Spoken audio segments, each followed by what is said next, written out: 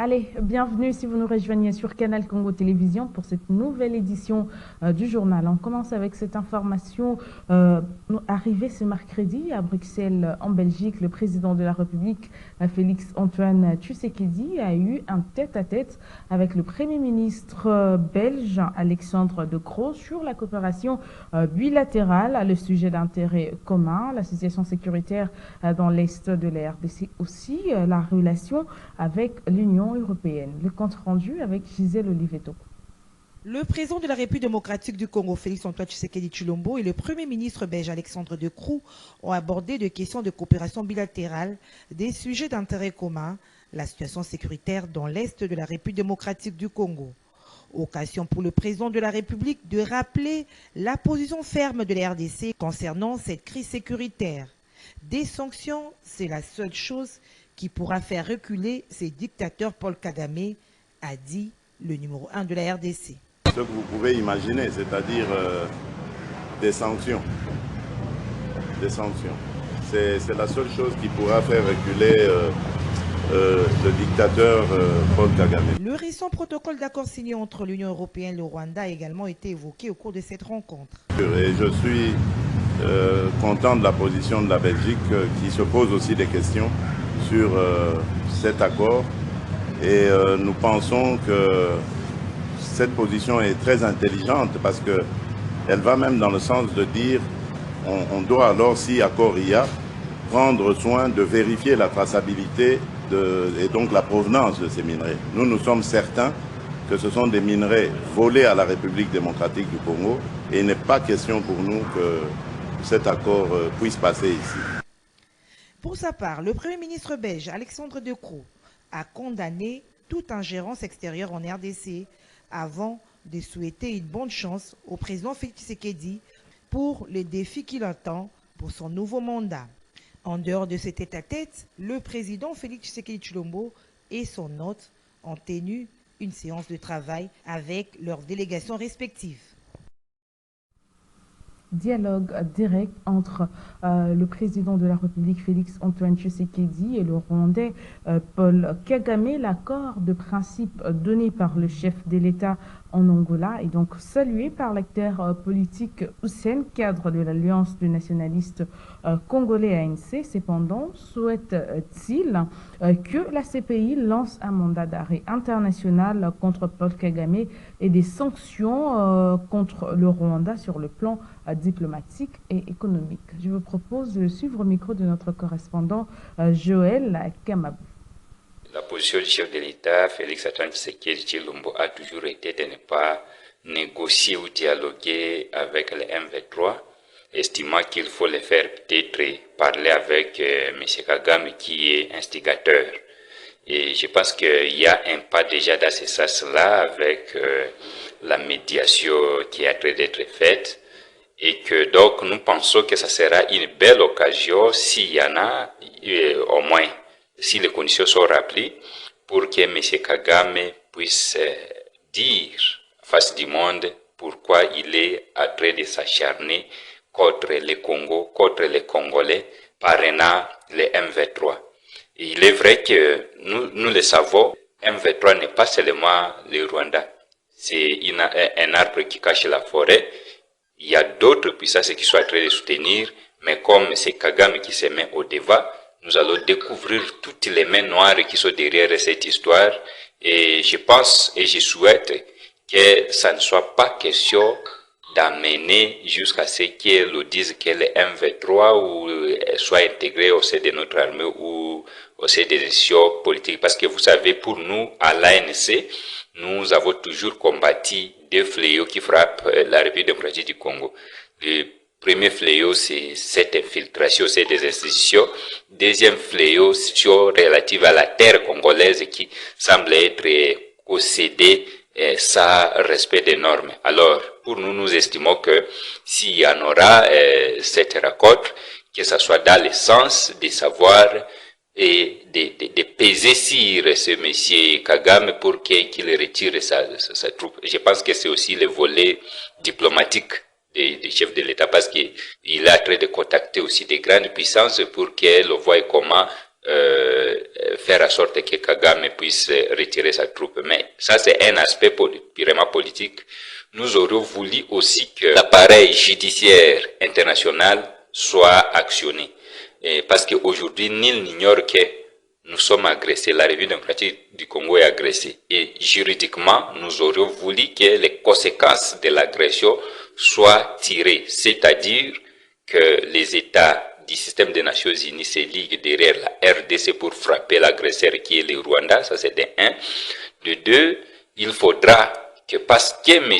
Kagame est l'auteur de l'agression est un crime par essence du droit pénal international qui met en danger la paix internationale, nous estimons que la CPI devrait déjà faire aussi sa part, n'est-ce pas? Et que pensent les opposants de cette rencontre entre Félix-Antoine Tshisekedi et le Rwandais Paul Kagame? En tout cas, ce sujet, Maître Clément Mouza Cadre de l'ECD n'attend rien du tout de cette rencontre. Pour lui, le président de la République devrait d'abord trouver des solutions à l'interne. Regardez. Donc, sans être un prophète de malheur, je pense que rien de bon ne sortira de là. Parce qu'il faut dire la vérité au peuple congolais. Nous avons besoin de trouver la solution à cette situation d'agression de notre pays. Maintenant là que nous sommes dans une guerre qui va au-delà de l'aspect militaire, c'est-à-dire une guerre économique. On voit la plaque tournante de l'OTAN, c'est-à-dire la Pologne, signe des accords avec le Rwanda, où on voit l'Union africaine et l'Union européenne signer des accords avec le Rwanda, et c'est quand même un peu serré. Je pense que c'est que moi je peux demander à M. Tshisekedi d'abord de rétablir très rapidement la cohésion nationale ébranlée. Et on continue de parler insécurité à l'est de la République démocratique du Congo. Désengagement de la mission de l'Organisation des Nations Unies au Congo. La chef de la MONUSCO, Binta Keïta, a remis ce mercredi 28 février 2024 à la police nationale congolaise la toute première base de cette mission installée à Kamanyola. Nous sommes là dans les sites Kivu. Kamanyola est la première base de la MONUSCO au Sud Kivu qui ferme, après la signature conjointe par le gouvernement de la République démocratique du Congo et la MONUSCO le 21 novembre 2023, de la note sur le retrait accéléré, progressif, ordonné et responsable de la MONUSCO de la République démocratique du Congo. Cet événement survient après l'adoption de la résolution 2717 du Conseil de sécurité des Nations Unies le 19 décembre 2023, renouvelant le mandat de la MONUSCO pour 1 an, qui prend en compte cette note conjointe.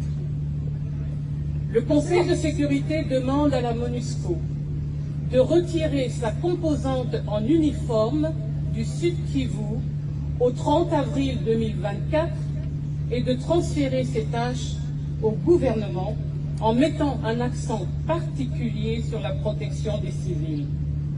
Excellences, Mesdames et Messieurs, la base militaire de la MONUSCO de Kamanyola a été établie en mars 2005, initialement comme un déploiement temporaire pour répondre aux problèmes de protection des civils et de mener des patrouilles dans la zone. En 2017, elle a été transformée en une base permanente. Pendant 19 ans, les casques bleus du contingent pakistanais ont œuvré, y compris jusqu'au sacrifice ultime.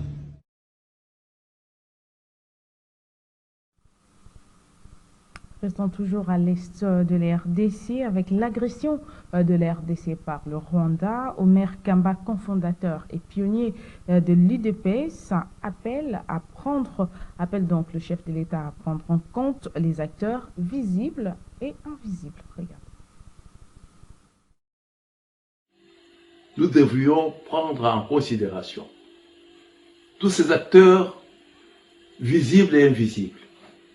Certains se contentent de regarder les acteurs qui sont visibles. Aujourd'hui, en ce qui nous concerne dans les Grands Lacs, c'est le Rwanda, l'Ouganda, Burundi et autres voisins.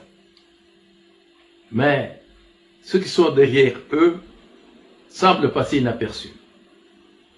Mais j'ai félicité le président réélu de la République pour avoir mis le doigt sur la source du mal et dénoncer l'hypocrisie de ceux que nous croyons être nos amis ou ceux qui se cachent derrière les véritables facteurs, les véritables fauteurs de ces troubles. Et par conséquent, nous pensons que lorsque vous avez détecté, vous avez mis le doigt sur le mal, et vous avez la possibilité de le décortiquer et de pouvoir les déraciner. Et comment déraciner? C'est en sachant appliquer les différentes stratégies qui sont aujourd'hui appliquées dans le cadre de la dynamique internationale, des enjeux de dominos internationaux. Qu'est-ce que ça veut dire? Vous allez vous rendre compte que nous sommes à une période, en un siècle, où il n'y a pas de véritables amis, des pays dits amis.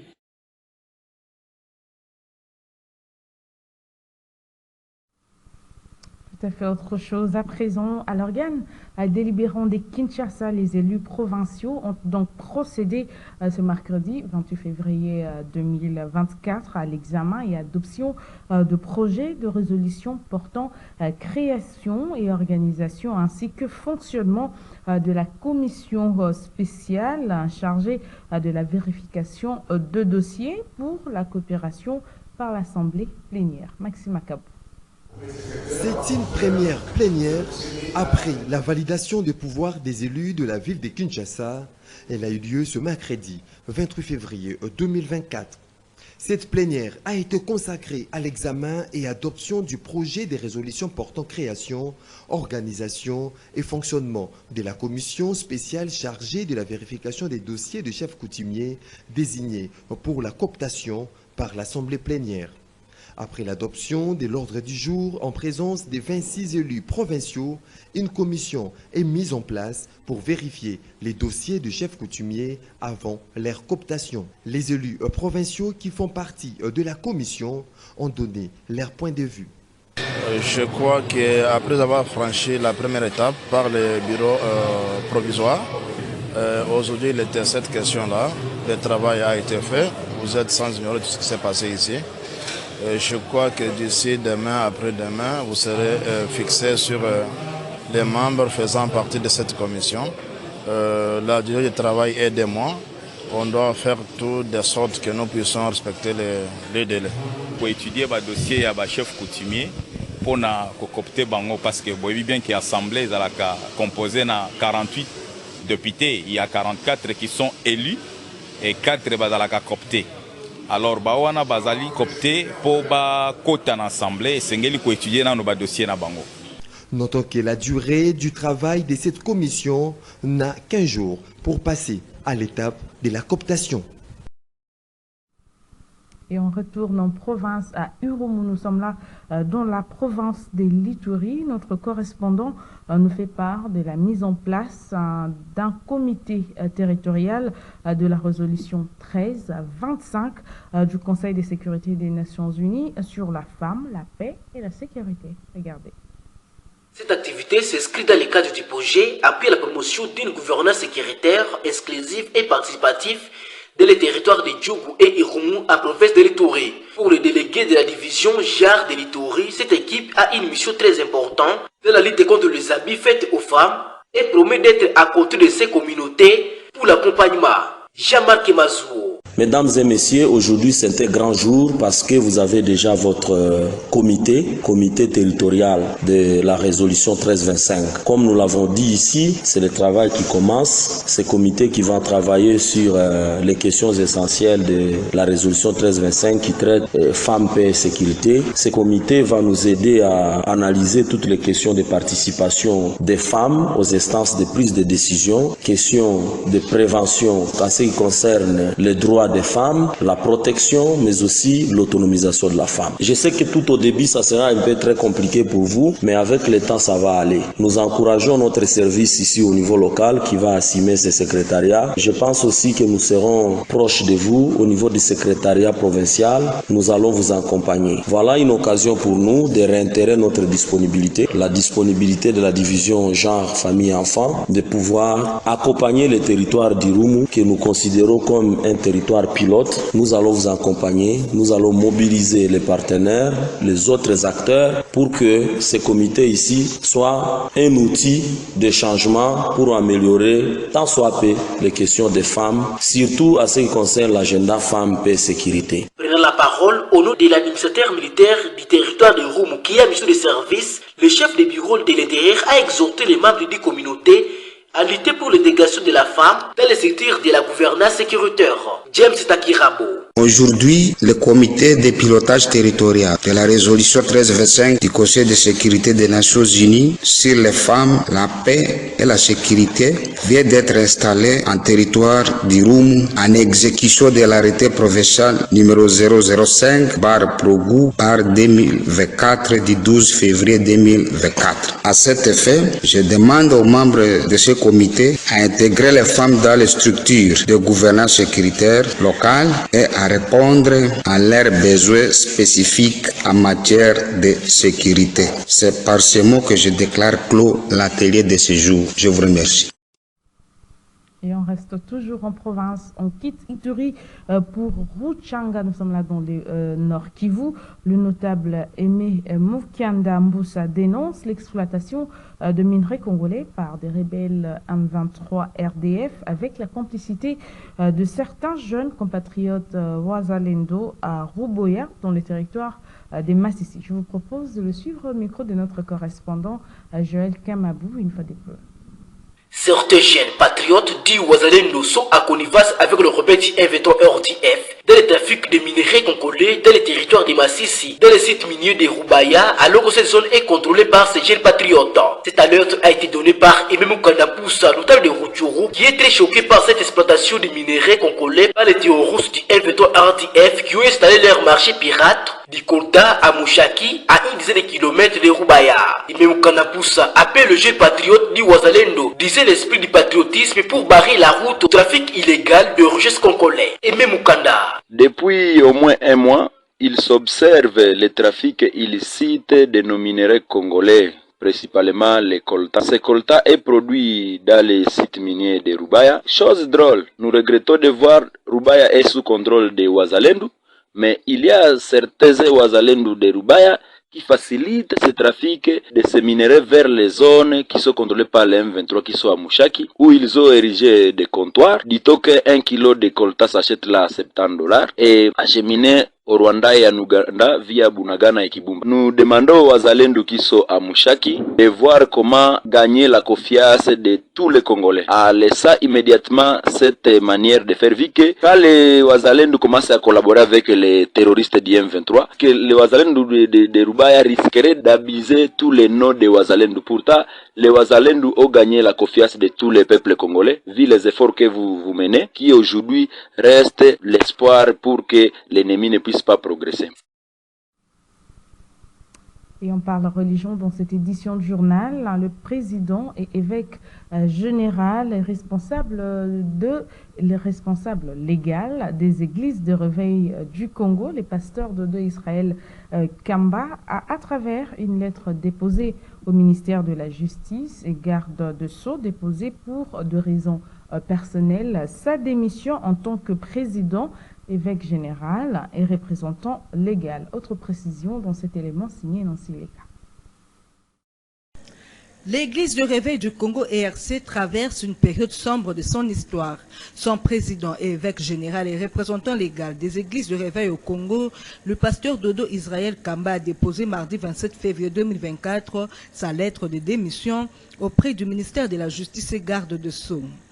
À travers une correspondance rendue publique, l'homme des dieux explique les raisons de cette démission qui, selon lui, intervient dans le souci de consolider la paix, la cohésion, l'unité nationale et la quiétude chèrement acquise au prix des multiples sacrifices consentis pour la RDC.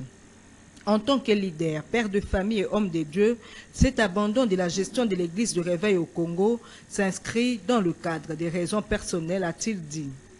En dépit de tout, le successeur du pasteur Sonic Afout à ce poste, le pasteur Dodo Kamba, a confirmé tout de même son intérêt de continuer sa mission prophétique d'accompagnement et d'encadrement de l'Église de la RDC en vue de sa stabilité et du développement de la nation. Sachez que c'est le pasteur Ejibaya Mampia qui prend désormais le commande des églises de réveil du Congo. Et on parle société dans cette édition de journal. Les habitants du quartier Harare, nous sommes là dans la commune de Lantsele, éprouvent de grandes difficultés pour se procurer en eau potable. En tout cas, la régie des eaux n'existe pas dans ces quartiers. Cette population appelle donc les autorités à œuvrer pour que la régie des eaux puisse les fournir en eau potable. Fiston Galé. L'eau, c'est la vie, dit-on. Voilà ce qui sous-attend que son absence corresponde à la présence de la mort. Une mort à laquelle est exposée la population habitant le quartier Harare, dans la commune de Lantsele à Kinshasa, estime-t-elle, suite à l'absence de l'eau potable de la régie des eaux. Situé pourtant en face de l'aéroport d'Ndjili, le quartier Harare n'abrite cependant aucun robinet pouvant le desservir en eau potable de la régie des eaux. C'est grâce aux forages, puits et autres moyens, pour la plupart mal entretenus, que les habitants de ces quartiers s'approvisionnent pour leurs multiples besoins, mais au risque et péril, disent-ils. Malgré tout ça, quartier, mais on a fait tout pour la Kotoyo, pour la Kolukabongisa, pour placer bon.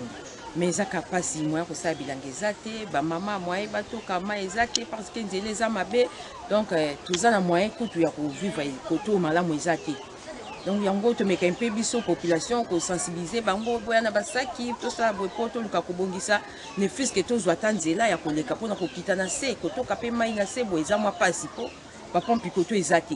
Oui, likambo mai maman les titseza likambo monene mai ya komela na ya kosalela soki tozwi nano oyo etali ya komela na misala ya ndako ya kosukula eza mpenza te epi bamai lokola baforage ye bana mboka bamoni ke kote ya biso moko entreprise ya mboka na kotanga kombo te e bazosunga biso mpenza te bapesa biso mai baforage ye bakomi kotya baforage me baforage mosusu ezorépondre na banorme te bisika bazokozwango eza bisika batoilette ya fortune ezalaki me bato bazosala kaka bamai wana ezokobelisa efoi epuis soki tokotala oyo ya motyolo ezokokita eza na problème plein de microbes chargé de microbes bisika wana mai mbula ebeti batoilette efungwami ezokokita.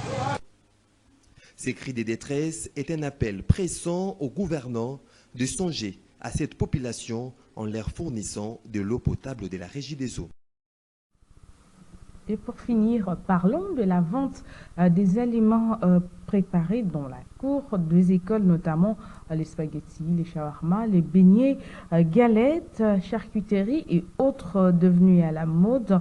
Un gagne-pain plaisir pour plusieurs personnes qui envahissent les écoles.